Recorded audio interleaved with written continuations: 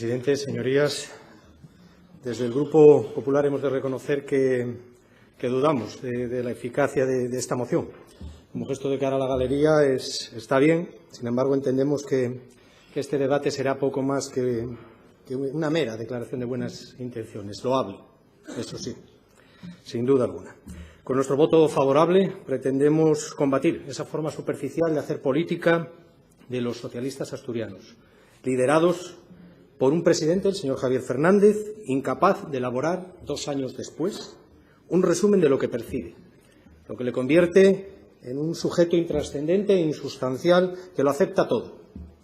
La pérdida de confianza en los políticos y las instituciones públicas es una realidad en la sociedad suroccidental asturiana.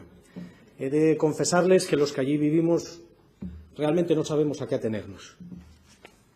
A pesar de todas las dificultades, seguiremos con la máxima solvencia y responsabilidad dando la batalla con este y por este territorio, convencidos de su importancia.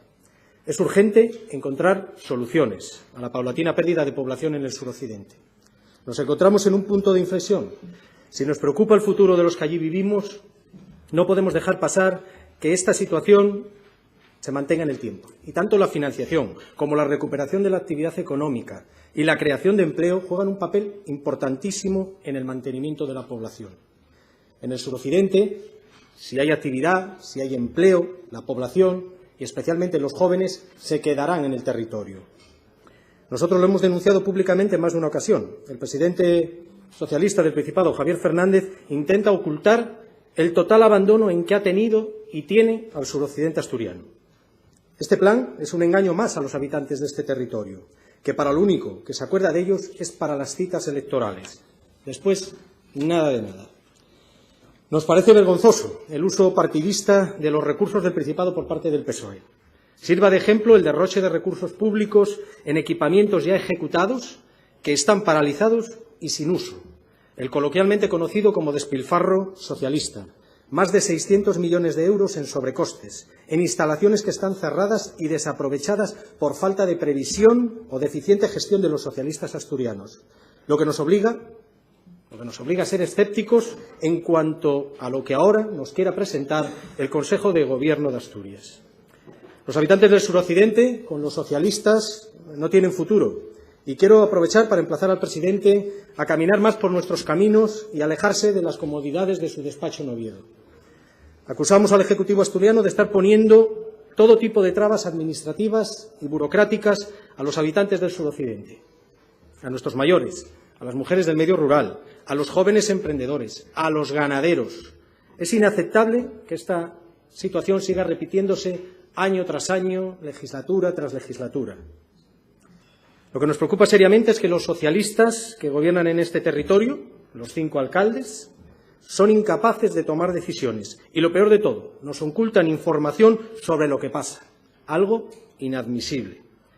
Puesto que ellos no son alcaldes de la FSA, son alcaldes de sus vecinos, de sus pueblos, a los que el PSOE maneja cual titiritero desde la sombra para que ejerzan esa capacidad que tienen de influir y manipular en su entorno sin importar que se trate de personas, de sus vecinos.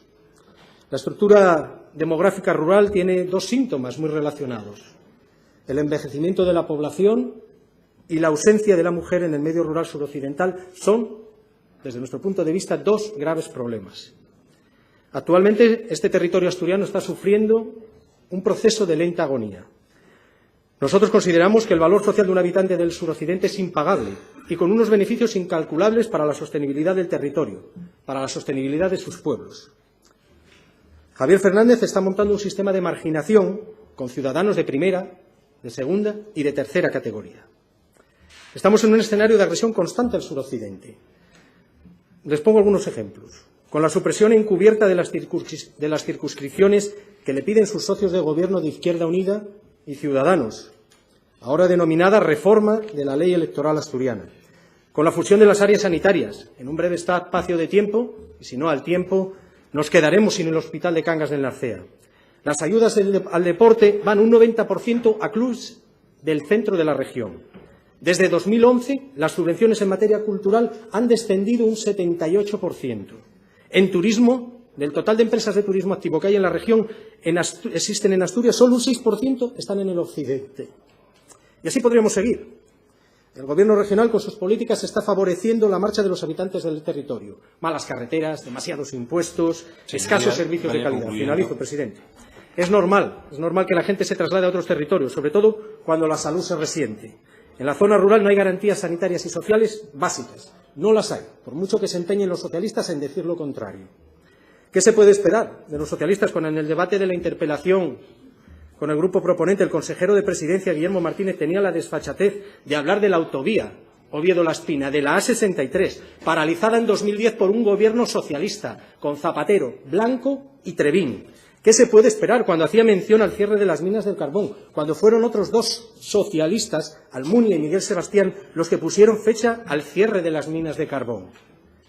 Por cierto, seguimos desconociendo ¿qué recoge este plan del suroccidente? No sabemos si está incluida la AS15, el corredor del Narcea, no sabemos nada de la continuidad de la A63 por Cangas del Narcea hasta Ponferrada, no sabemos nada de la residencia de mayores de Navelgas, no sabemos nada de la residencia también de mayores y del centro de salud de Cangas del Narcea, y así un largo etcétera de incumplimientos socialistas en la comarca. En definitiva, seguimos echando en falta más transparencia, más claridad, que se actúe de forma diáfana, que se despeje la opacidad, porque la gente del suroccidente quiere y tiene derecho a participar en la elaboración de este plan. Creemos necesario impulsar más la participación de los habitantes y agentes sociales. Desde el Grupo Popular seguiremos defendiendo los intereses de los habitantes del suroccidente, seguiremos defendiendo sus derechos y seguiremos defendiendo unos servicios, como mínimo, dignos y responsables.